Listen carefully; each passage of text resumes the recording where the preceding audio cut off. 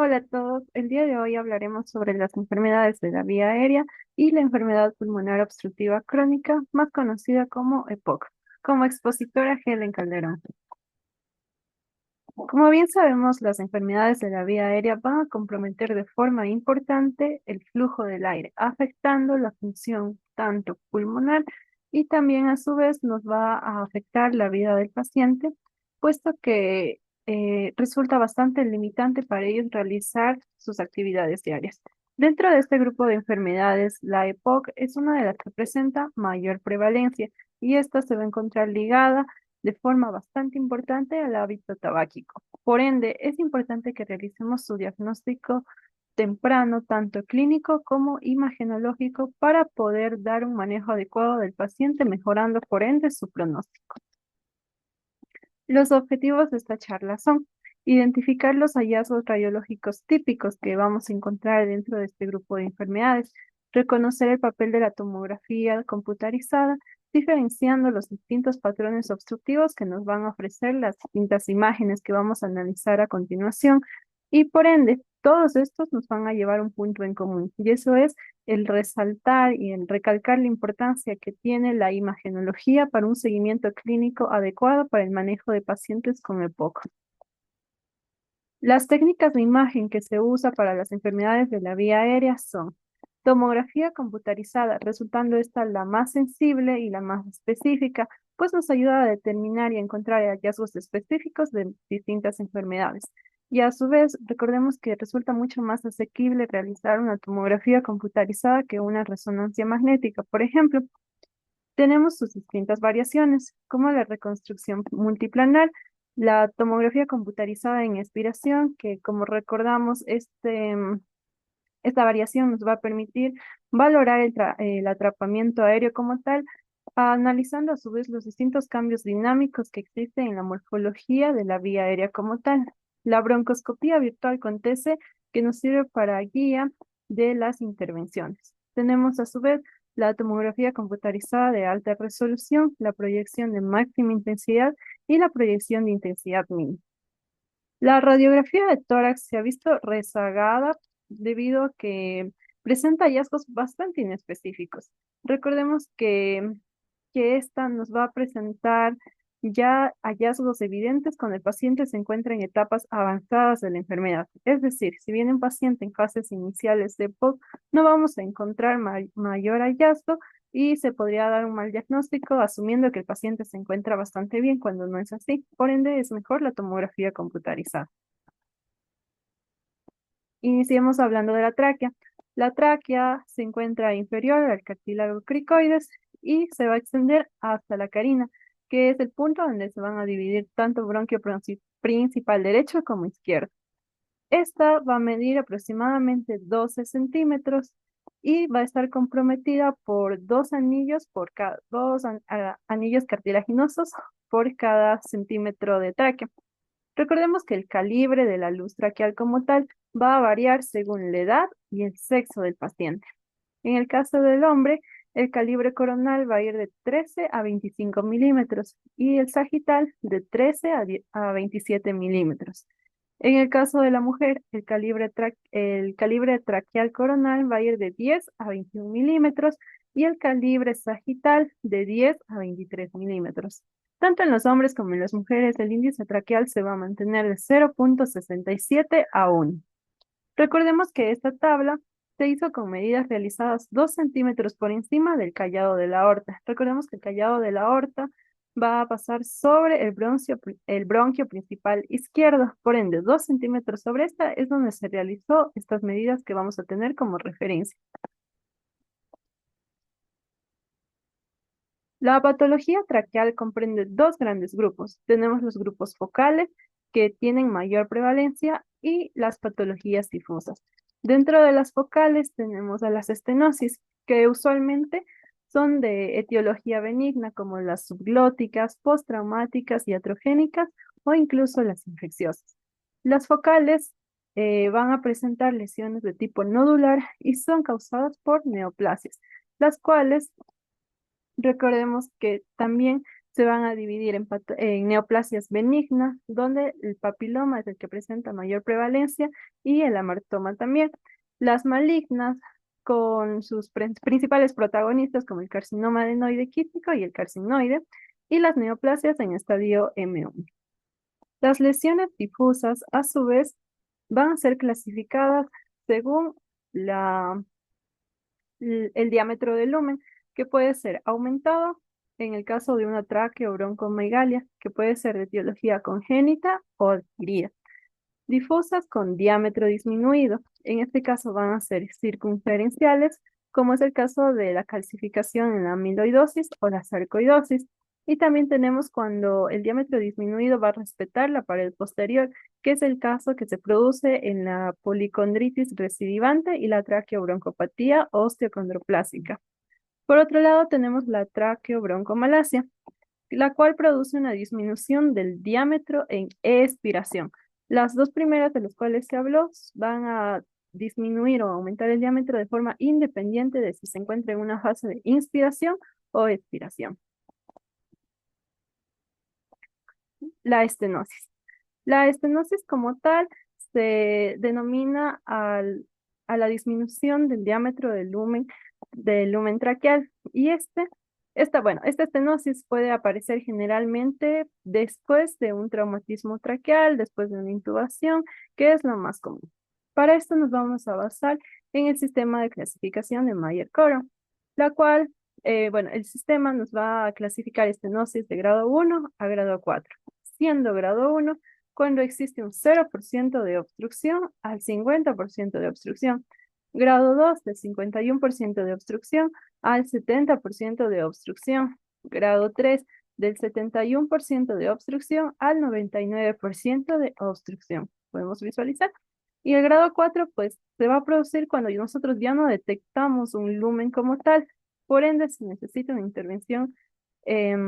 intervención quirúrgica de forma urgente. Acá podemos visualizar lo que es una tomografía computarizada en reconstrucción coronal, visualizando lo que es el lumen de la tráquea y podemos visualizar que aquí es donde existe el mayor grado de estenosis.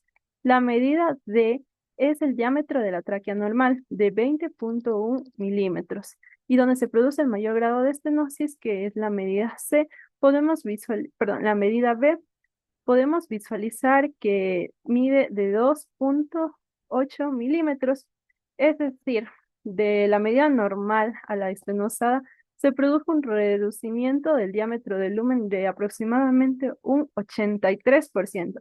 Por ende, vamos a clasificarlo como una estenosis grado 3. Y bueno, también vamos a visualizar que el área de aquí es el lugar donde se planifica una resección de la tráquea como tal para poder mejorar el paso del aire. Listo. Aquí tenemos un video donde vamos a visualizar una broncoscopía. En esta broncoscopía como tal podemos visualizar que se va a ingresar a la tráquea. Y aquí, bueno, en este caso se presentaba lo que es una estenosis traqueal de carácter benigno, secundaria a una traqueotomía, la cual está siendo tratada, como podemos ver aquí, con una crioterapia en aerosol para poder aumentar el lumen como tal de la tráquea. Y a su vez, ahora podemos visualizar que se está haciendo la dilatación de un balón para liberar como tal la vía aérea de forma exitosa. En el caso del paciente de acá, vamos a visualizar una estenosis traqueal de etiología traumática. Podemos visualizar en la imagen A cómo se da la reducción del lumen de la tráquea. Y a su vez, estamos viendo que es un estrechamiento que se produce de forma asimétrica y excéntrico, de forma irregular. En la reconstrucción coronal, de igual forma podemos visualizar que es igual sería un grado 3 de estenosis, podemos visualizar cómo se ha alterado el volumen de forma irregular, el diámetro del lumen de forma irregular.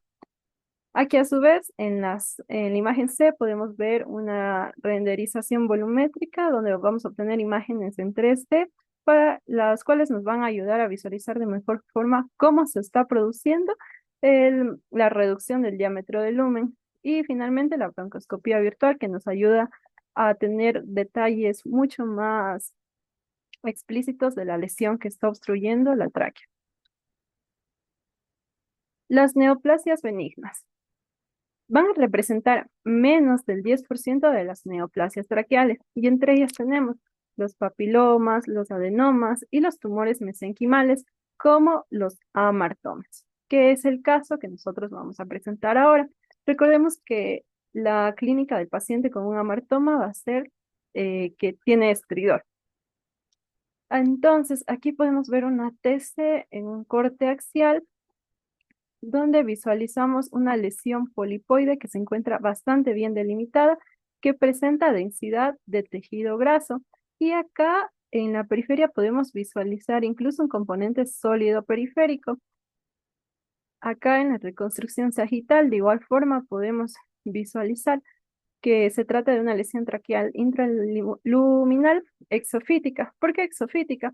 Porque se determinó que su origen es contiguo a la gracia mediastínica adyacente, es decir, la lesión se produjo en este tejido y ésta se dirigió hacia la luz de la tráquea, obstruyéndola como tal. Y acá de igual forma podemos ver la lesión de tipo polipoide. La medida fue realizada y se determinó que medía 2 centímetros. Las neoplasias malignas, en cambio, por su lado, van a presentar menos del 1% del total de todas las neoplasias torácicas.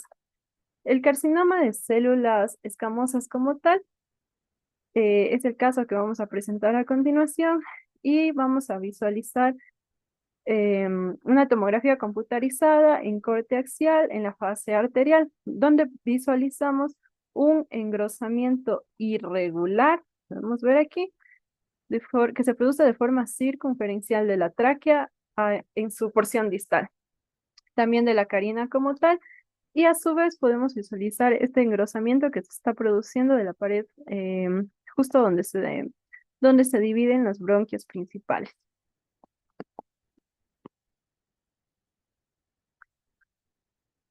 Otra de las neoplasias malignas representativas es el carcinoma adenoide quístico, el cual es un tumor epitelial maligno que se va a presentar de los 40 a los 60 años. Este se va a originar en lo que son las glándulas submucosas de la tráquea. Tiene un crecimiento lento, pero bastante infiltrativo. Podemos visualizar acá. Y este tiene una alta recurrencia local, es decir, si se soluciona una vez, la probabilidad de que se produzca nuevamente en este mismo sitio va a ser bastante alta. En esta imagen es el caso de un varón de 75 años que presentaba disnea y tos, y acude a realizarse los exámenes porque presentó episodios de hemoptisis, es decir, tos con sangre como tal. Entonces podemos visualizar acá en una TC, en un corte axial, una lesión polipoidea que a nivel específico se produjo en el tercio medio, en la unión del tercio medio con el tercio inferior de la tráquea como tal. Y la fibrobroncoscopía que nosotros podemos visualizar acá simplemente nos confirma la presencia de una lesión de tipo intraluminar que ocluye de forma parcial el calibre de la tráquea. De igual forma podemos visualizar acá cómo se está obstruyendo y cómo crece la lesión como tal. En el grupo de imágenes del lado derecho es el caso de un varón de 49 años que viene con estridor. En la imagen A, que es una TC axial, podemos visualizar una masa traqueal con estenosis significativa de la luz como tal, la cual se encuentra protruyendo hacia la luz, e igual se encontraría en una estenosis grado 3. En la imagen B podemos visualizar una PET que nos muestra una lesión hipermetabólica. Y en la reconstrucción sagital nos ayuda igual a determinar cómo se da el crecimiento de la lesión como tal. Debido a que se determinó que era una neoplasia maligna como tal, se realizó un tratamiento con radioterapia. Por ende, la imagen D vamos a visualizar cómo se obtuvo una mejoría de la luz traqueal después del tratamiento con radioterapia. Podemos visualizar que ya no existe ese grado de obstrucción que era grado 3 y la clínica del paciente mejoró de forma favorable. Ahora hablaremos sobre las lesiones difusas que producen aumento del calibre traqueal. Para esto es importante recordar nuevamente la clasificación o las medidas como tal de las cuales hablé al principio. El síndrome más representativo de estas lesiones es el síndrome de Munier-Kuhn, el cual se produce cuando se da una dilatación del árbol tráqueo-bronquial como tal, y es común en pacientes que van a ir desde los 30 a los 50 años de edad. Usualmente suele ser secundaria a episodios de tuberculosis y se va a determinar que existe una traqueobroncomegalia, es decir, la dilatación del árbol traqueal, cuando este lumen de la tráquea aumenta más de 3 centímetros y sus bronquios principales, tanto derecho como izquierdo, aumentan más de 2,3 centímetros como tal. En el caso de esta imagen, podemos visualizar en su reconstrucción coronal, se realizó la medida y se determinó que esta tráquea medía 5 centímetros, lo cual es bastante superior al límite aceptado como tal. ¿Qué se produce aquí? Podemos visualizar lo que es un adelgazamiento de la pared traqueal que se produce de forma irregular. Vamos a ver aquí en sus distintas fases. A su vez, podemos visualizar lo que es la herniación de la mucosa y submucosa que se está produciendo entre los anillos traqueales, dando justamente este aspecto de tabicación. Podemos visualizar aquí y podemos visualizar también a su vez cómo se han dilatado ya los bronquios distales. Podemos ver aquí mayor afectación en lo que es el parénquima pulmonar izquierdo y se puede visualizar grados de insuflación en el pulmón derecho de forma compensatoria. Aquí igualmente visualizamos el lumen aumentado. Recordemos que la medida transversal fue de 5 centímetros y aquí en una TC axial con contraste en la fase venosa portal, igualmente podemos visualizar de mejor manera cómo los bronquios se encuentran sumamente dilatados. Pues recordemos que los bronquios tienen un calibre pequeño, como podemos visualizar aquí. Y acá, en el caso de la traqueobroncomegalia, son sumamente exagerados estos diámetros como tal. Recordemos que los bronquios principales deben ser mayores a 2,3 centímetros. Ahora bien, las lesiones difusas de la tráquea con disminución del calibre traqueal, vamos a tener, de hecho, bastantes enfermedades representativas, como la policondritis recidivante, la cual es una enfermedad autoinmune que se encarga de destruir el cartílago como tal. Lo más característico es que esta enfermedad destruye el cartílago del pabellón auditivo hasta en un 90%.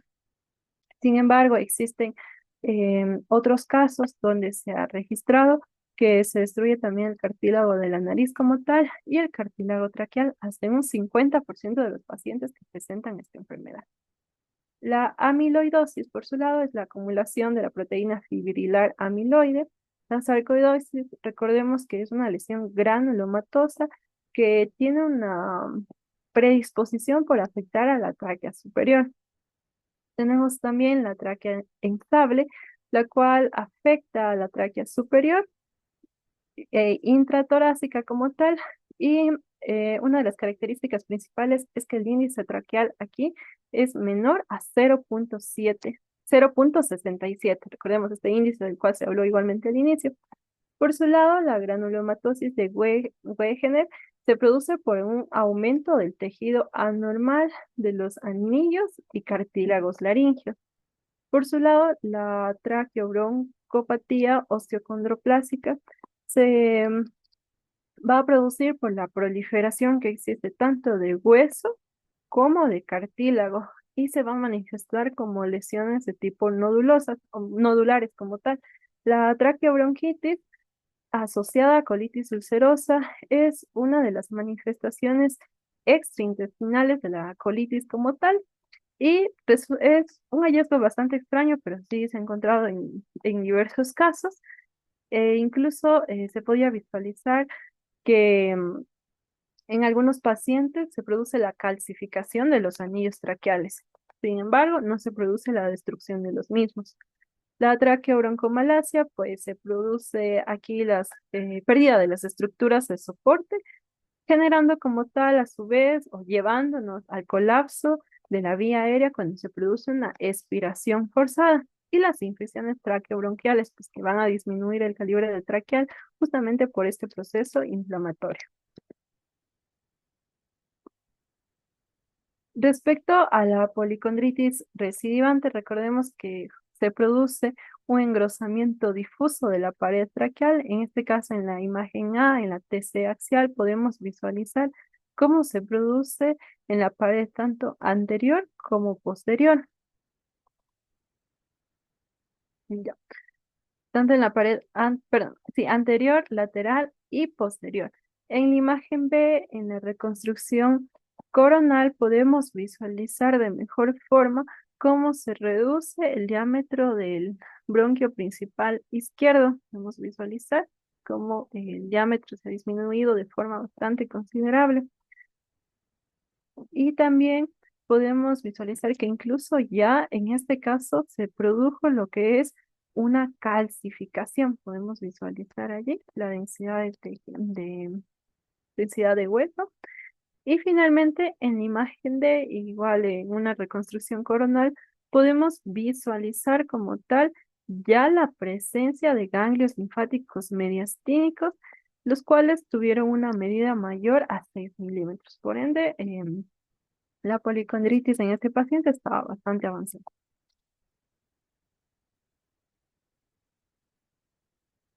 Bien. Respecto a la amiloidosis, recordemos que va a ser una enfermedad que se produce, donde se va a producir el engrosamiento de forma difusa de la luz traqueal. Podemos visualizar cómo se presenta inclusive distintos nódulos como tal y le da este aspecto tan irregular que es característico de la pared traqueal como tal. Recordemos que la amiloidosis se produce por la acumulación de la proteína amiloide, entonces es lo que estamos visualizando básicamente aquí. Por otro lado, la sarcoidosis, recordemos que tenía esta predisposición por afectar a la tráquea en su segmento superior. Podemos visualizar aquí cómo se produce esta alteración de la luz traqueal como tal.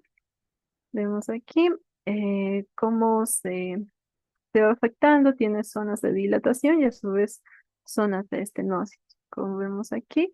Y en este caso también ya ha llegado a afectar a lo que es el árbol bronquial, que se va ya yendo hacia distal, tanto en el parénquima pulmonar izquierdo como en el parénquima pulmonar derecho. Ahora bien, recordemos que al inicio se mencionó que cuando nosotros ya podemos ver hallazgos como tal en una radiografía, como es en este caso, es porque el paciente ya se encuentra en estadios avanzados de la enfermedad. Entonces, es lo que pasó con este paciente. La sarcoidosis estaba muy avanzada y por ende ya podíamos visualizar cómo hay alteraciones en la luz traqueal como tal. Podemos visualizar aquí cómo se ve la dilatación de la vía aérea combinado con zonas de estenosis como tal.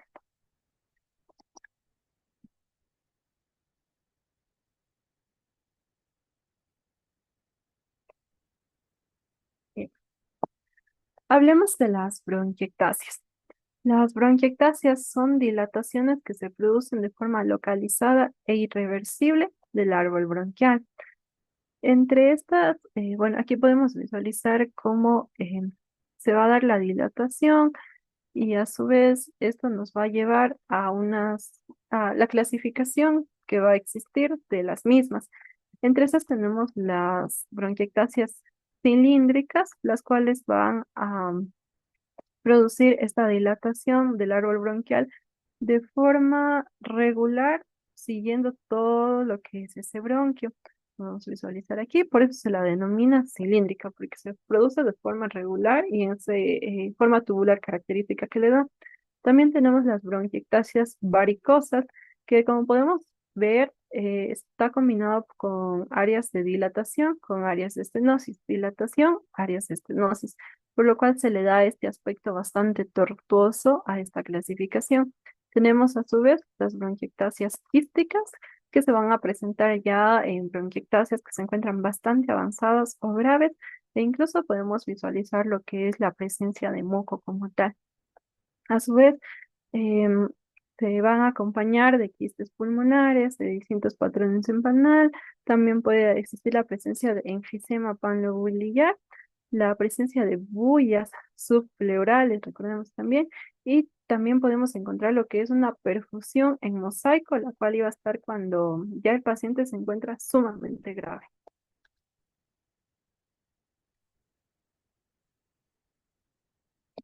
Bien. En este caso, para las bronquiectasias, cuando se realizan radiografías de tórax, recordemos que nos daba hallazgos bastante inespecíficos y no nos va a dar mayor característica en estadios tempranos. Sin embargo, cuando ya la bronquiectasia se encuentra en estadios avanzados, vamos a obtener tanto signos directos como signos indirectos. Signos directos como la presencia de una dilatación bronquial, como es el caso de este paciente en esta radiografía que estamos visualizando. Tenemos la dilatación bronquial como tal y signos indirectos como el engrosamiento de, de las paredes bronquiales que estamos visualizando aquí. También tenemos presencia de opacidades tubulares porque los bronquios justamente se van a encontrar llenos de moco y también la presencia de quistes pequeños. Sin embargo, en esta radiografía podemos visualizar que ya hay la presencia de quistes sumamente grandes. Vamos a visualizar aquí. Justamente se presenta con múltiples zonas de radiolucidez que nos dan el aspecto de las lesiones quísticas, que como podemos visualizar, tiene mayor predilección por el campo pulmonar derecho. ¿Ya? Por otro lado, tenemos también lo que son los hallazgos que vamos a encontrar en una tomografía computarizada como tal, que igual se va a clasificar en signos directos como signos indirectos. Signos indirectos porque van a ser hallazgos que van a representar o podrían dar el diagnóstico de distintas enfermedades, no únicamente de las bronquiectasias. Y los signos directos, pues, son los que más nos van a orientar a que se trata de una bronquiectasia como tal. Entre esos tenemos la dilatación bronquial, el signo de anillo de sello, que es bastante común en las bronquiectasias, la ausencia del afilamiento bronquial de forma distal, la visualización de la vía aérea periférica, que recordemos la vía aérea distal no se va a visualizar como tal, sin embargo ya en esta bronquiectasia como se produce la dilatación bronquial, esta va a llegar a afectar incluso a los segmentos distales. Por ende vamos a llegar a ver estas porciones distales de los bronquios dilatados en las tomografías como tal, y signos indirectos como el engrosamiento de la pared bronquial, que va a ser mayor a 0,5 milímetros, presencia de moco en los bronquios, el signo de árbol de inflamación como tal, atelectasias, consolidación y la atenuación en mosaico, que nuevamente les recuerdo, ya es en casos graves. Aquí podemos visualizar de forma más detenida y diferenciada lo que es el signo del anillo en sello. ¿Por qué se produce este signo? Se produce porque el bronquio que se dilata como tal va a ser mucho más grande que la arteria pulmonar adyacente. Entonces, no es lo común. Lo común sería que este sea de menor tamaño y esta de mayor o de forma equitativa. Sin embargo, pues en esta bronquiectasia, como se produce la dilatación de la vía aérea, se va a presentar este patrón tan característico. Y aquí podemos visualizar el bronquio dilatado y a su vez la arteria pulmonar adyacente que va a constituir lo que es el anillo, perdón, el sello del anillo. Aquí podemos visualizar el caso de una bronquiectasia quística. Podemos visualizar las lesiones quísticas como son sumamente avanzadas. Podemos a su vez ver cómo ya existe la presencia de moco en estas vías, en esta vía aérea dilatada como tal, el engrosamiento de la pared bronquial como tal, vamos a visualizar aquí, la presencia del árbol, del signo del árbol de gemación. Igualmente podemos ver aquí cómo se encuentra ya la visualización de la vía aérea distal como tal. Y a su vez podemos visualizar cómo tanto en la tomografía computarizada axial como en su reconstrucción coronal se visualiza un intento de compensación como tal del pulmón izquierdo, porque tienen mayor tamaño, entonces se asume que existe una hiperinsuflación como forma compensatoria.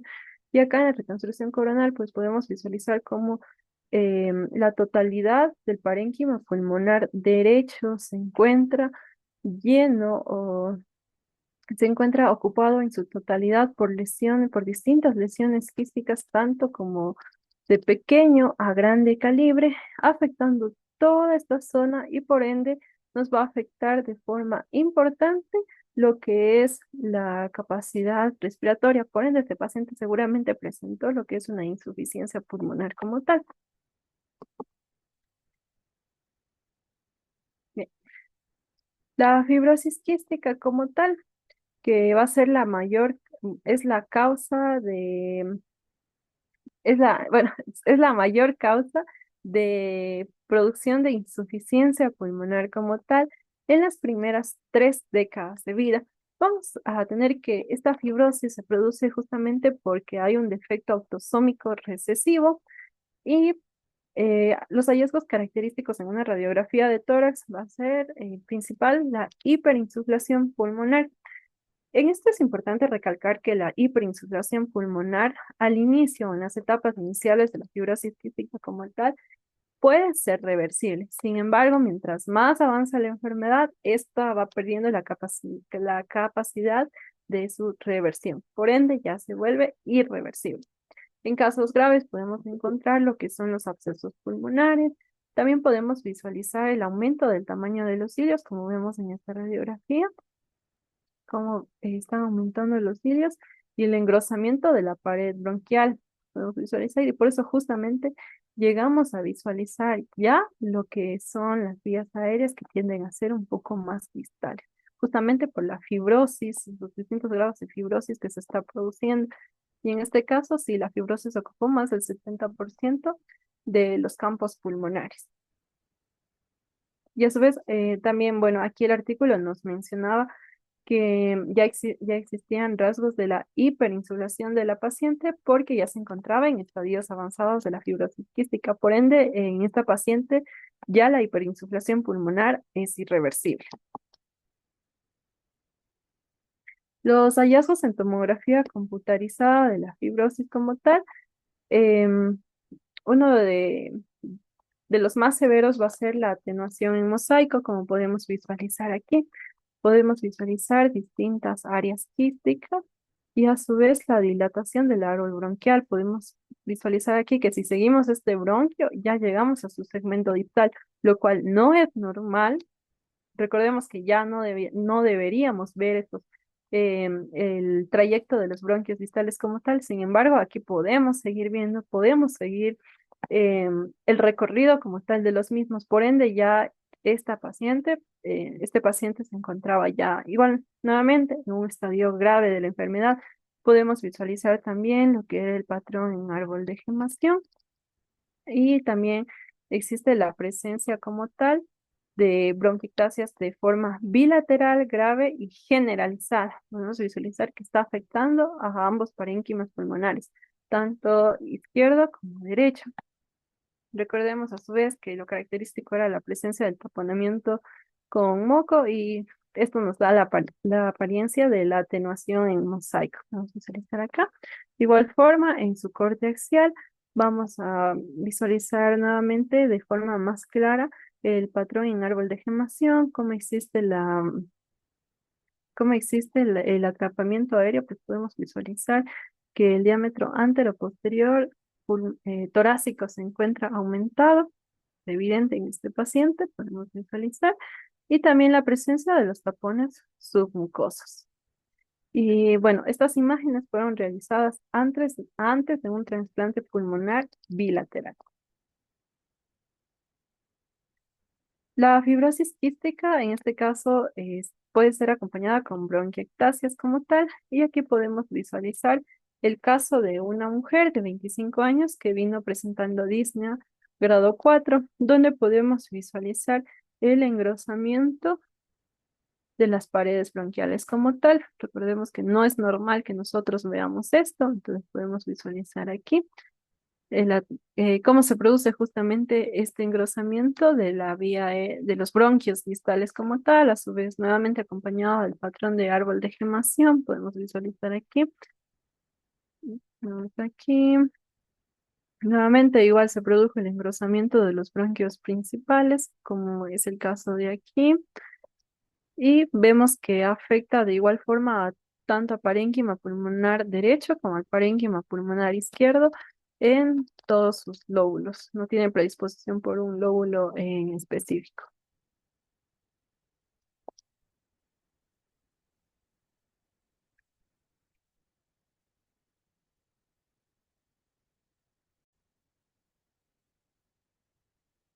A continuación hablaremos sobre el asma.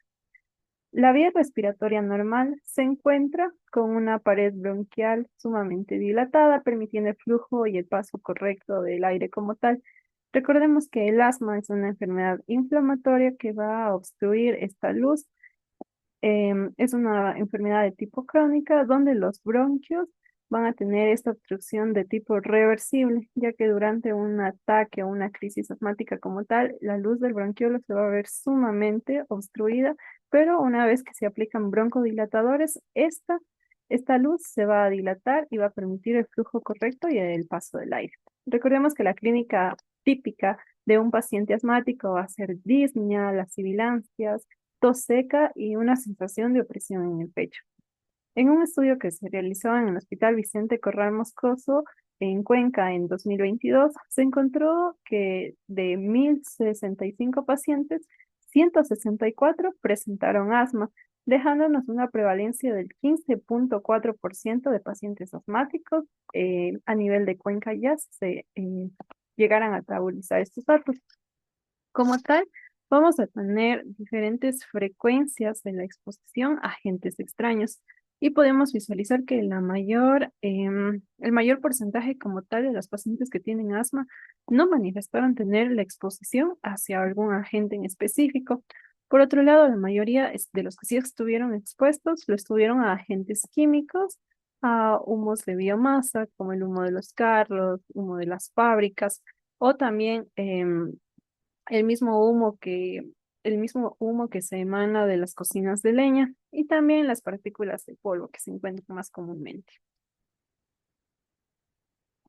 Podemos visualizar en una RX de tórax diferentes hallazgos, pero recordemos que estos iban a ser inespecíficos, pero se podría encontrar lo que es hiperinsuflación, impactaciones mucoides, engrosamientos bronquiales, hipertensión arterial pulmonar y también otras complicaciones como el neumomediastino y la neumonía. Los pacientes asmáticos, esto es muy importante recordarlo, tienen una fuerte prevalencia de asociación entre el asma y el neumotórax. Por ende, es importante que en una RX de tórax visualicemos o intentemos buscar signos de neumotórax como tal, como en este caso, donde podemos visualizar una RX de tórax de un paciente de 13 años y podemos visualizar que los pulmones se encuentran hiper expandidos y a su vez podemos visualizar aquí el aplanamiento de ambos hemidiafragmas, tanto del izquierdo como del hemidiafragma derecho. Aquí vamos a ver el mismo caso, pero en una ventana ampliada. ¿Por qué lo hacemos así? Bien, es simple. Es bastante común que las zonas de neumotórax se visualicen en los ápices. Y aquí podemos visualizar que justamente con esta ventana ampliada logramos visualizar ya lo que es la presencia de un neumotórax en el área apical. Por eso es importante que si tenemos un paciente asmático, hagamos un zoom importante a los ápices pulmonares.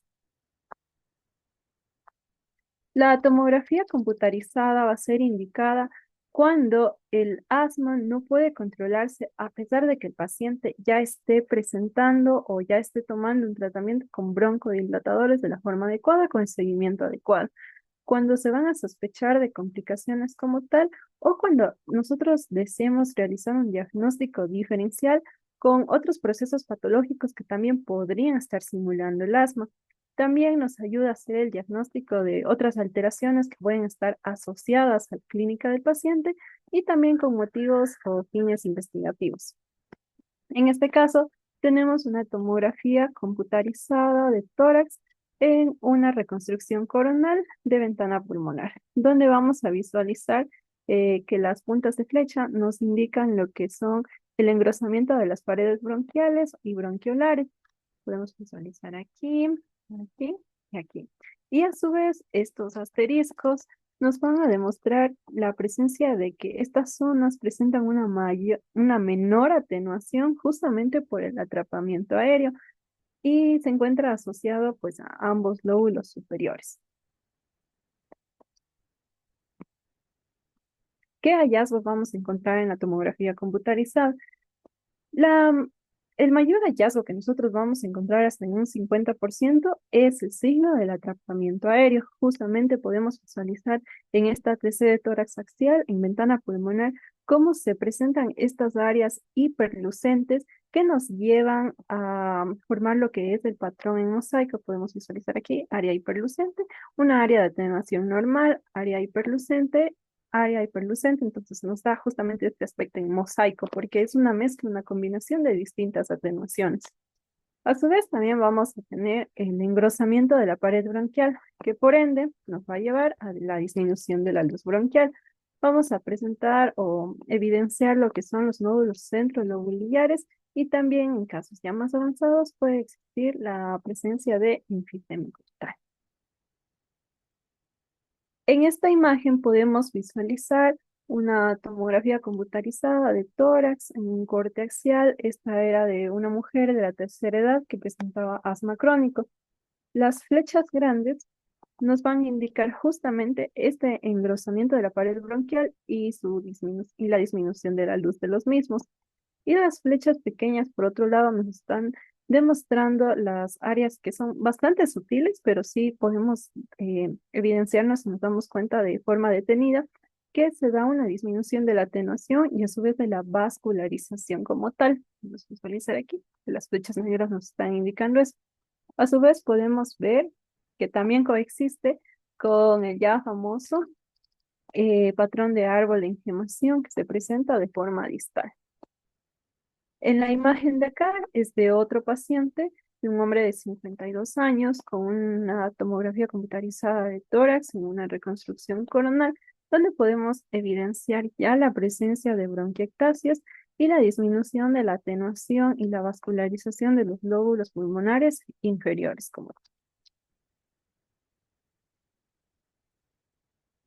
Las enfermedades de la vía pequeña aérea.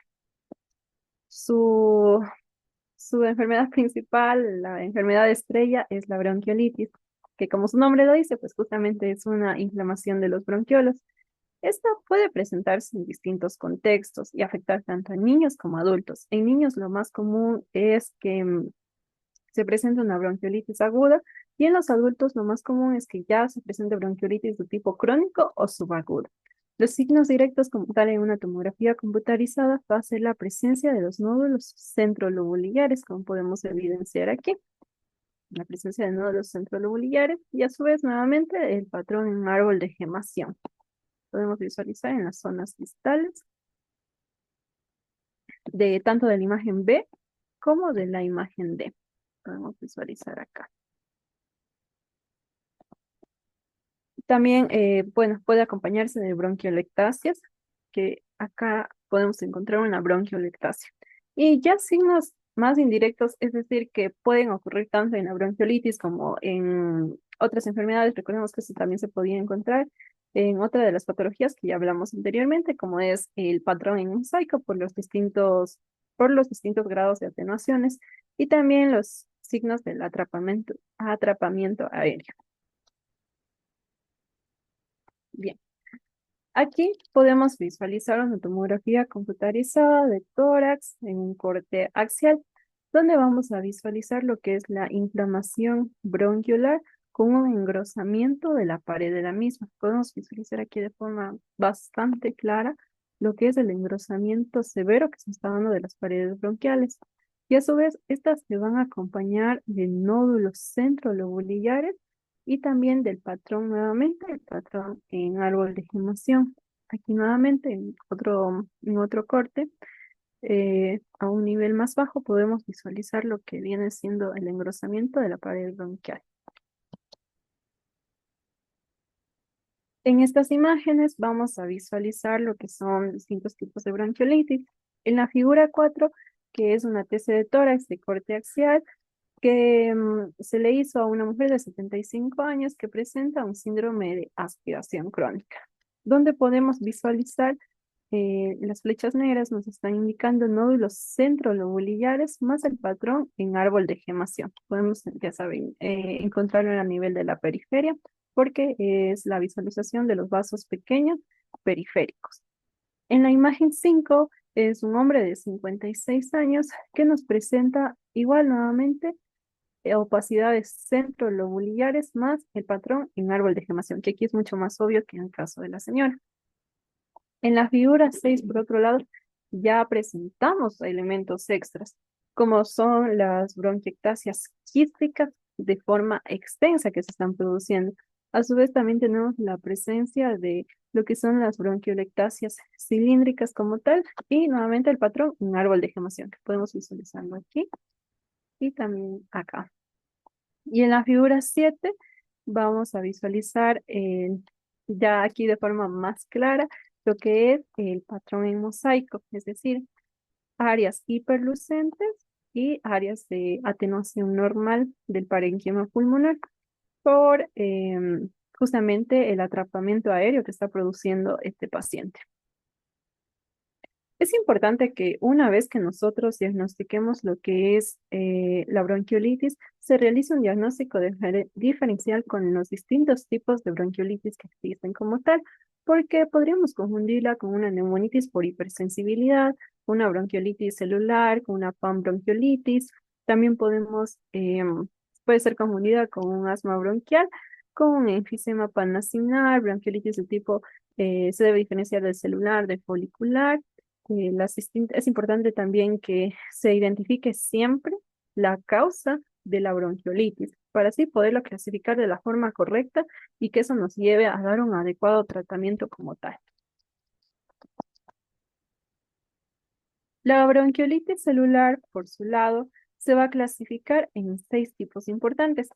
Tenemos en primer lugar la bronquiolitis infecciosa, que es la primera imagen que nosotros estamos visualizando, y esta bueno, aquí se va a producir lo que es una inflamación intensa, mural, bronquiolar, donde se van a producir a su vez lo que son los nódulos centrolobulares, y aquí son muy evidentes.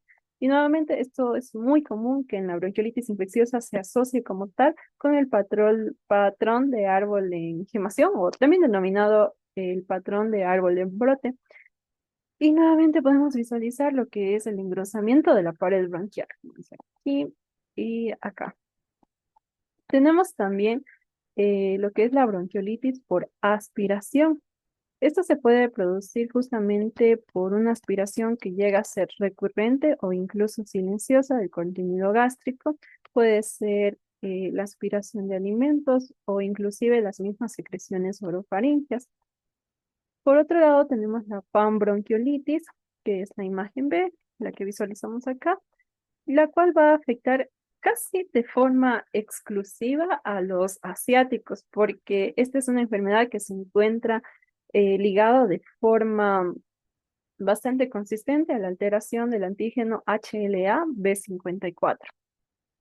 Por otro lado, la bronquiolitis folicular, como su nombre lo dice, pues va a ser la formación de folículos linfoides reactivos alrededor de los bronquiolos.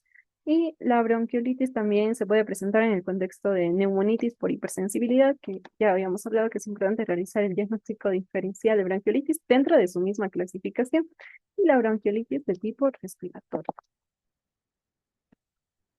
Aquí podemos evidenciar un caso de bronquiolitis por aspiración. ¿Qué vamos a visualizar? Justamente en esta TC de tórax, en una ventana pulmonar, podemos visualizar que se está produciendo en los lóbulos inferiores de forma bilateral un engrosamiento bronquial difuso con acompañamiento del patrón de árbol en brote o árbol en gemación. También vamos a tener que se está produciendo un colapso parcial de la vía aérea como tal y algunos bronquiolos ya se encuentran obliterados por moco. Podemos visualizar aquí en el corte axial de igual forma, podemos visualizar el colapso parcial que ya se está produciendo y como algunos bronquios ya se encuentran obliterados por el moco como tal. A su vez, en los bronquios, bueno, en los lóbulos superiores del pulmón, podemos visualizar cambios de tipo enfisematosos, como podemos visualizar aquí. Podemos visualizar aquí cambios de tipo enfisematoso y también estos van a ser de tipo centrolobulares y difusos como tal. Y aquí se preguntarán por qué tenemos esta gran área de consolidación, porque acá podemos visualizar estas áreas de consolidación, pues probablemente esto se produce por la sobreinfección que se está dando, ya que recordemos que la aspiración podía ser silenciosa, entonces el paciente no se va a dar cuenta que está ocurriendo una aspiración como tal de las secreciones orofaringeas. Entonces, ya una vez que el parénquima pulmonar, las paredes bronquiolares se fibrosan como tal, se curan, otra vez vuelve una infección porque esta aspiración continúa y por eso ya se producen este tipo de consolidaciones. Respecto a la bronquiolitis obliterante, este es el caso de un paciente pediátrico, aproximadamente 6 años, me parece. Y aquí podemos visualizar una radiografía de tórax que nos va a mostrar justamente el engrosamiento y la dilatación de los bronquiolos. Podemos visualizar aquí cómo están sumamente dilatados los bronquiolos de este pacientito pediátrico. A su vez, también tenemos tomografía computarizada tanto en su reconstrucción coronal como en su reconstrucción sagital. Estos nos están ayudando a visualizar lo que son patrones de atenuación. Este patrón en mosaico, podemos visualizar áreas de hiperlucencia, atenuación normal, áreas de hiperlucencia, atenuación normal y así de forma intercalada. A su vez, podemos visualizar la gran dilatación bronquial que existe en este caso y también el engrosamiento de paredes bronquiales como tal. Y nuevamente encontramos aquí los patrones de árbol de inflamación. Recordemos que para encontrar este patrón hay que, bueno, este signo como tal, hay que ir hacia la periferia. Aquí nuevamente se visualiza el engrosamiento de la pared bronquial.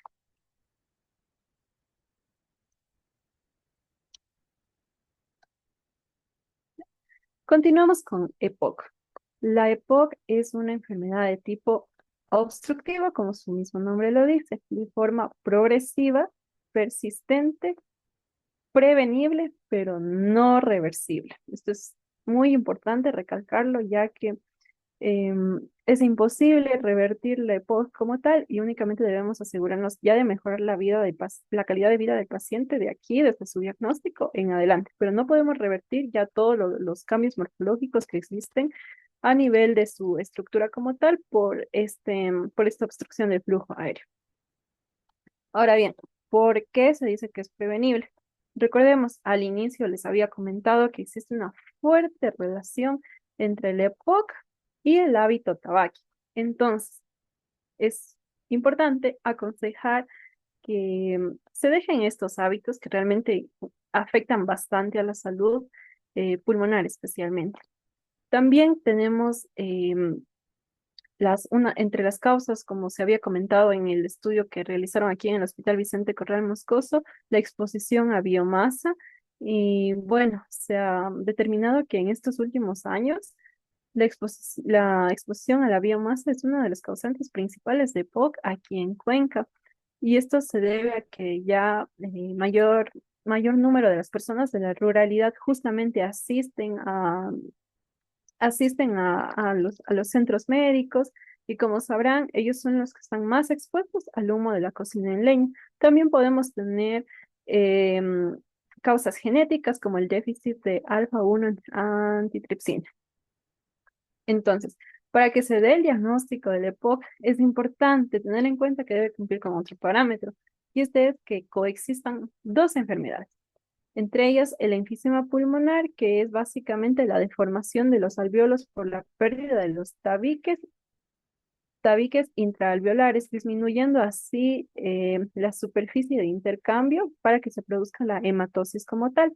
Y también la presencia de bronquitis crónica. Recordemos que el concepto o el criterio para que se denomine bronquitis crónica es que el paciente presente tos con expectoración durante 3 meses al menos, durante un año, durante 2 años consecutivos. Entonces, estos criterios deben cumplirse para denominar la EPOC como tal. Aquí podemos visualizar la bronquitis crónica y los hallazgos radiológicos. Nuevamente, es inespecífico, pero podría encontrarse ya un engrosamiento de las paredes bronquiales como tal. También podemos visualizar la borrosidad de las marcas vasculares. Podemos ver aquí. Se puede evidenciar a su vez moco en el árbol traqueobronquial, una hiperinsuflación, recordemos, justamente porque estos pacientes desarrollan lo que es tórax en tonel por el atrapamiento aéreo, por la obstrucción que se está produciendo como tal. Y también podemos encontrar ya cor pulmonar. En esta RX de tórax lo que podemos visualizar es el engrosamiento peribronquial que se está produciendo de forma bilateral. Vamos a ver aquí. Ahora vamos con el enfisema como tal.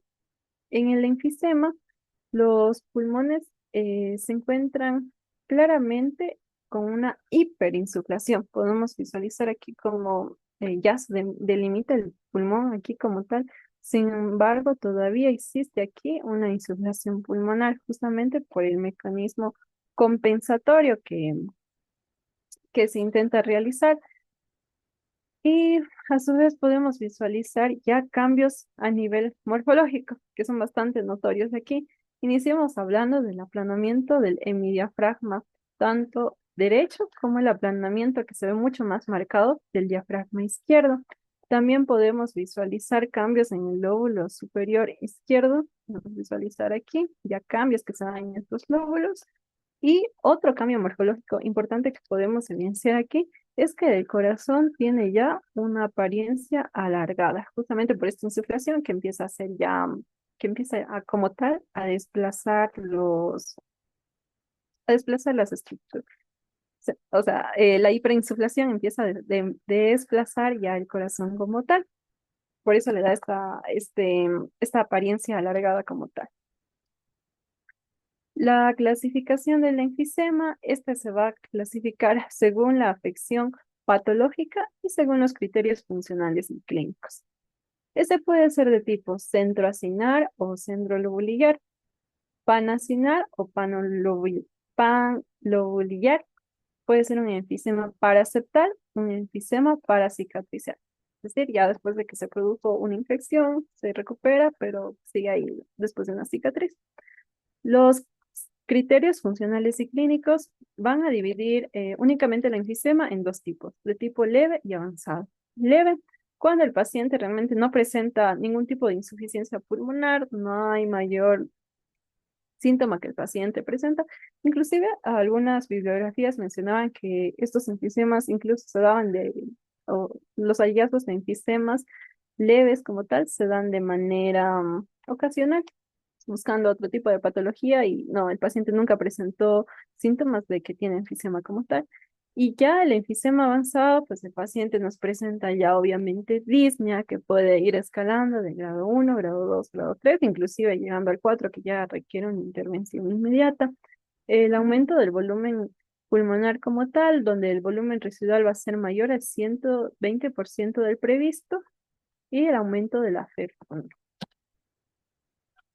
Ahora bien, como ya les había comentado, los pacientes con EPOC tienden a desarrollar este tórax en tonel. ¿Y por qué se da esto? Por la hiperinsuflación pulmonar.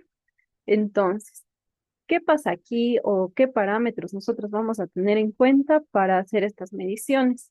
Vamos a tener dos características. Entre ellas tenemos lo que es el aplanamiento del diafragma, que recuerden, bueno, para visualizar que si se está o no produciendo un aplanamiento del diafragma, es importante que nosotros nos fijemos en el ángulo costofrénico posterior y este debe ser normalmente agudo. Sin embargo, cuando ya existe un aplanamiento del diafragma, este ángulo tiende a volverse obtuso o inclusive recto ya en los casos más severos. También nos debemos fijar en lo que es la cúpula diafragmática, la cual normalmente debe medir desde la cúpula hacia acá, debe medir más de 1,5 centímetros, aunque otras bibliografías extienden un poquito más el rango y nos dicen que debe medir más de 2 centímetros, que es lo normal. Si mide menos de esto, ya estaríamos hablando de que se está produciendo un proceso de aplanamiento diafragmático. Otro de los parámetros es el aumento del espacio aéreo retroesternal. Este, bueno, esta va a ser una medida como tal que se va a hacer desde la cara posterior del esternón, como podemos visualizar aquí, hasta la cara anterior de la aorta como tal, o también podría ser del corazón. Y lo normal es que este mida menos de 2,5 centímetros, aunque también puede medir menos de 3. Entonces se da este rango de 2,5 a 3, pero menos de esto. Si mide más, pues ya es un signo de hiperinsuflación. Ahora bien, tenemos también la medida anteroposterior como tal de tórax en tonel, que nos manifestaba que la relación normal anteroposterior y transversal debe ser de 1 a 2. Como, ¿o qué quiere decir esto? Lo que quiere decir es que el tórax aproximadamente debe ser el doble de ancho como tal que de profundo. Y aquí podemos visualizar cómo la profundidad se ve sumamente aumentada y probablemente la profundidad ahora le esté ganando al ancho. EPOC grave.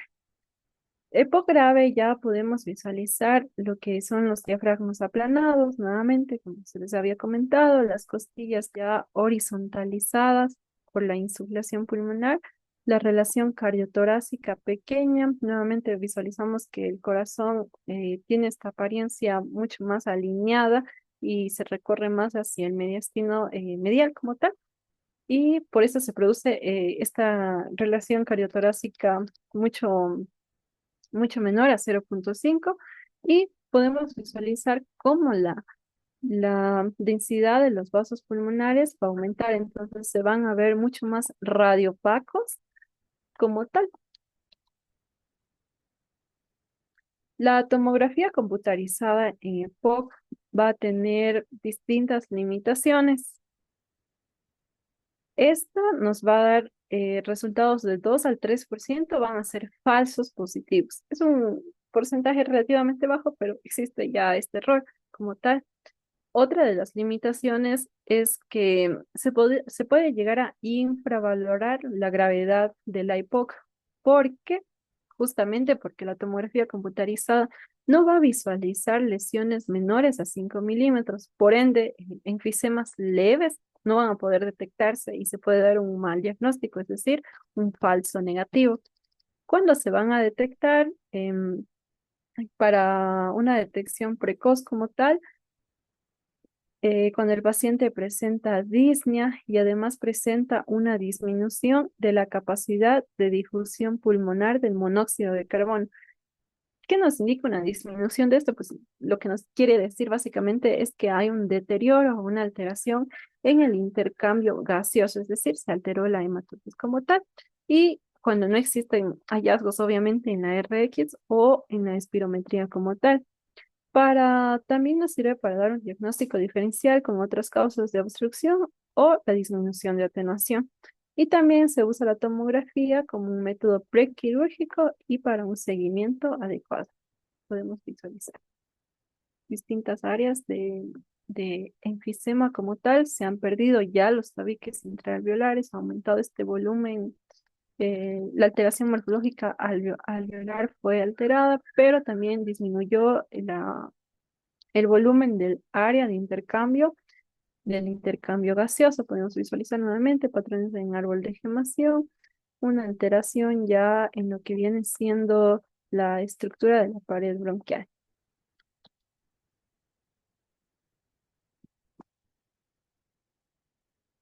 Aquí también podemos visualizar un cuadro que nos ayuda a determinar cuándo solicitar o cuál es la gran importancia de la tomografía computarizada en la EPOC.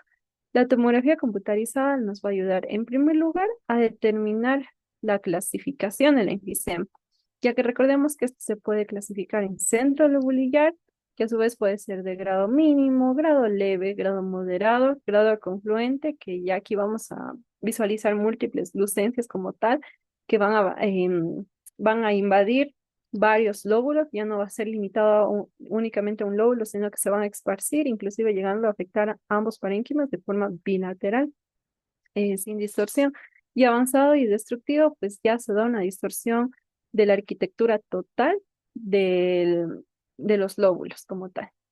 También tenemos el enfisema de tipo panacinar, el enfisema paraceptal, que se clasifica en leve y grave. También la TC nos ayuda a determinar qué tipo de enfermedad de vía aérea se está produciendo, si es una enfermedad bronquial, porque por los hallazgos característicos como el engrosamiento el engrosamiento parietal de los bronquios subsegmentarios y segmentarios como tal, o también se puede tratar de una enfermedad de la pequeña vía aérea, que ya son opacidades que ya no se pueden ver de la forma correcta en una radiografía, por ejemplo, y nos puede dar opacidades micronodulares, centrolobulares o periféricas. Y otros hallazgos, pues ya como tal la enfermedad de la gran vía aérea, alteraciones intersticiales o la presencia de bronquiectasias. Y aquí podemos visualizar cómo se encuentra el patrón en gemación, justamente una alteración como tal de la morfología del parénquima pulmonar.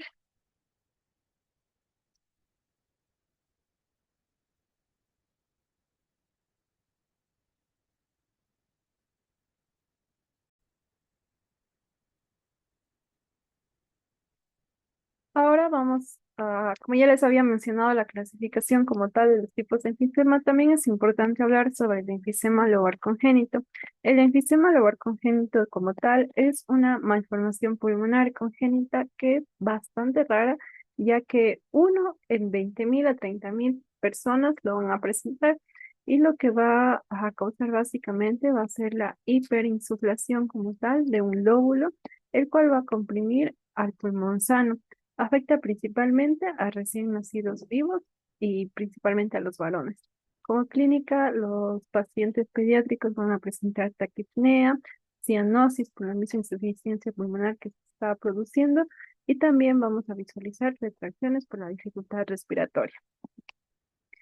En este caso, en la imagen A podemos visualizar una radiografía de tórax en proyección antero-posterior donde vamos a visualizar una hiperlucidez del hemitórax derecho, el cual produce una desviación mediastínica como tal hacia la izquierda. En la, bueno, en la imagen B podemos visualizar una TC en cortes tanto axial como una reconstrucción coronal y una reconstrucción sagital. También vamos a visualizar a su vez de mejor forma la hiperinsuflación del lóbulo medio que podemos ya consultar con la TC, ya que en una radiografía resulta bastante impertinente, se podría decir, el determinar en qué lóbulo se ve específicamente afectado, ya que tiene sus sesgos por los hallazgos inespecíficos. Y en cambio en la TC ya podemos determinar qué lóbulo se encuentra afectado, y en este caso pues es el lóbulo medio derecho. Y también podemos visualizar cómo se produce a su vez un efecto de masa porque está expandiendo las estructuras mediastínicas como tal hacia la izquierda. Aquí es un caso distinto y es nuevamente de un paciente pediátrico de aproximadamente 2 meses de edad que presenta un cuadro de bronquiolitis. En la RX de tórax podemos visualizar el gran grado de hiperinsuflación que presenta el paciente, pues podemos visualizar aquí específicamente en el lóbulo superior izquierdo cómo este presenta una área de radiolucidez en diferencia a las otras. A su vez podemos encontrar hallazgos como la lateralización u horizontalización como tal de las costillas por esta hiperinsuflación como tal. En la imagen B podemos visualizar la TC de tórax en un corte axial, donde vamos a visualizar que el enfisema ha afectado casi por completo a todo lo que es el lóbulo superior izquierdo como tal. Y en la imagen C y D vamos a visualizar lo que se está produciendo, que ya es un desplazamiento como tal de lóbulos inferiores. Podemos visualizar la gran afectación que se está produciendo.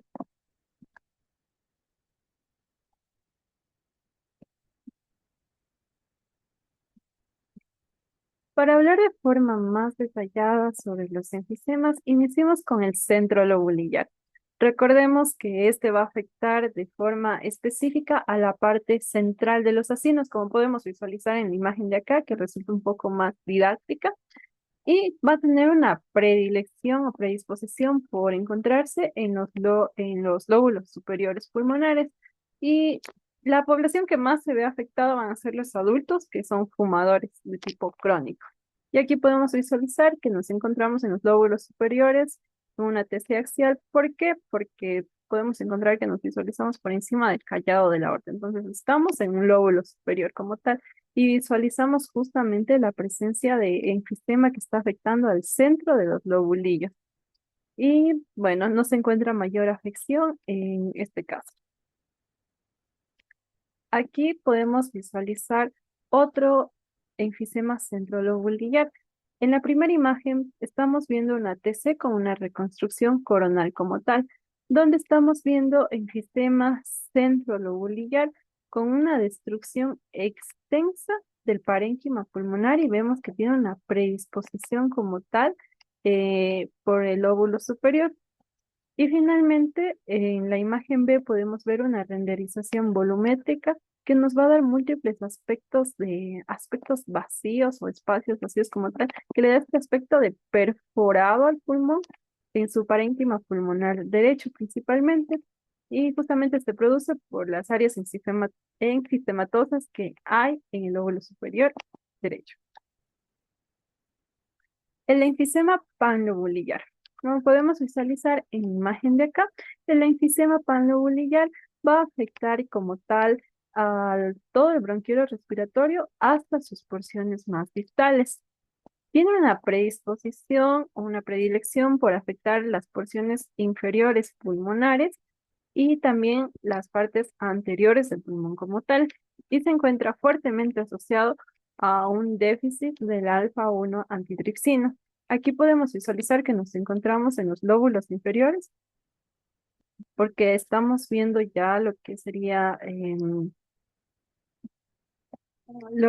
bueno, el corazón en su porción final y podemos visualizar que ya empieza a aparecer el diafragma como tal. Entonces, aquí vemos amplias áreas de enfisema panlobulillar como tal, que también se encuentran afectando em, a todo el pulmón. En este caso no presenta una predilección por las áreas anteriores como tal, pero sí podemos visualizar que se produce mayormente en las áreas inferiores. Entonces, por eso se producen estos cambios encifematosos con predominio en este lóbulo como tal. Y acá podemos visualizar que el enfisema ha sido tanto que ya llegó a afectar la cavidad subpleural, mostrándonos paredes de borde irregular, gruesas, las cuales se encuentran inclusive llenas de gas. Y por otro lado tenemos el enfisema paraseptal. El enfisema paraseptal como tal se produce por la destrucción de las porciones más periféricas del acino como tal. Podemos visualizar aquí. Esto va a afectar específicamente a las zonas subpleurales y a su vez a las zonas adyacentes a los tabiques interlobulillares como tal. Podemos visualizar aquí como tenemos los tabiques, afecta a estos y a su vez al espacio subpleural. Y aquí en las imágenes lo que vamos a visualizar es justamente eso, como en las áreas subpleurales se produce todo este enfisema paraseptal. Y también tenemos la presencia de bullas como tal en la periferia de los lobulillos pulmonares secundarios. Tenemos la presencia aquí, vemos su predisposición igualmente hacia la periferia porque va a afectar el espacio subpleural y justamente estos tabiques interlobulillares. Entonces vemos esto en ambas TC con un corte axial. Muy bien. Con todo esto aprendido ya, es importante que tomemos en cuenta cuándo vamos a realizar un trasplante pulmonar o cuándo una cirugía de una reducción de volumen pulmonar. Para esto vamos a usar criterios radiológicos de selección para la cirugía como tal. Dentro de estos criterios tenemos se van a tomar en cuenta la graduación de la gravedad del enfisema y también la graduación de la heterogeneidad del enfisema. Estos estudios lo que nos van a ayudar es que nos permiten evaluar la distribución y la extensión, tanto como el patrón del daño pulmonar, ayudándonos a decidir qué tipo de tratamiento o qué tipo de procedimiento va a ser el más adecuado para el paciente y a su vez nos va a ayudar a determinar si el paciente es o no es apto para una cirugía, para nosotros generar expectativas en cuanto a la eficacia que va a tener el procedimiento que podemos realizar. Para esto, la graduación de la gravedad del enfisema se va a clasificar en 5 grados. Grado 0. Cuando el pulmón se encuentra normal, no hay ninguna afectación en el parénquima pulmonar. El grado 1 es cuando existe ya un enfisema leve, pero este es menor al 5%. Grado 2, cuando hay enfisema del 26 al 50%, es decir, ya tenemos la presencia moderada de enfisema. Grado 3, el enfisema va a representar del 51 al 75% de todo el parénquima pulmonar. Por ende, ya es un enfisema bastante marcado. Y grado 4, que es el más grave, representa del 76 al 100% de ocupación de enfisema de todo el parénquima pulmonar. Entonces ya es mucho más grave y esto ya es candidato para realizarse ya un trasplante pulmonar como tal. La graduación de la heterogeneidad del enfisema se va a clasificar en grado 0 igualmente, cuando la TC nos muestra patrones homogéneos, sin alteraciones, sin cambios. Grado 1 cuando la heterogeneidad es leve, es decir, se va a presentar un grado de diferencia entre el mejor y el peor segmento menor a 1. Es decir, son diferencias muy poco estipulables, no son tan notorias a la imagen, pero están allí presentes. Grado 2, la heterogeneidad moderada, que se produce cuando las diferencias de gravedad entre el mejor y el peor segmento va a ser de 1 a 2 grados. Grado 3, cuando las diferencias de gravedad son de 2 a 3 grados, ya es una heterogeneidad marcada, entonces ya se considera para una cirugía de una reducción del volumen pulmonar que puede ser a nivel lobular como tal. Y grado 4, cuando la diferencia de gravedad entre el mejor segmento y el peor segmento pulmonar es mayor a 3 grados. Estamos hablando de una heterogeneidad extrema. Y aquí también se hablaba que se puede combinar con la presencia o puede coexistir con la presencia de otras patologías, como es el caso del paciente de aquí, donde se presenta la coexistencia entre enfisema como tal y fibrosis pulmonar. A su vez, un hallazgo que se encontró aquí fue una línea curvilínea de gas entre los paquetes alveolares como tal, y también se pudo notar la presencia de aire entre el compartimento mediastínico y el pulmonar. Entonces, estamos en una graduación de heterogeneidad bastante alta. Y para esto también es importante que se tenga en cuenta cómo se realiza la cuantificación del enfisema. La cuantificación del enfisema como tal, se van a realizar estudios volumétricos, que en este caso sería una renderización, que nos permiten un reconocimiento de forma automática, ya que lo va a hacer el programa como tal, de las áreas enfisematosas, las cuales van a estar definidas entre un umbral de menos 950 unidades Hounsfield a menos 1024 unidades Hounsfield como tal. Este es el umbral. Bueno, este tipo de estudio lo que produce es que las áreas con enfisema van a adquirir color. ¿Y cómo hace el software esto? Lo que el software calcula básicamente es el porcentaje de volumen afectado, es decir, el porcentaje de parénquima pulmonar que se encuentra inferior a 950, a las 950 unidades Hounsfield, la distribución regional, es decir, a qué lóbulo se está afectando o se está afectando de forma generalizada y el volumen pulmonar total que se encuentra afectado.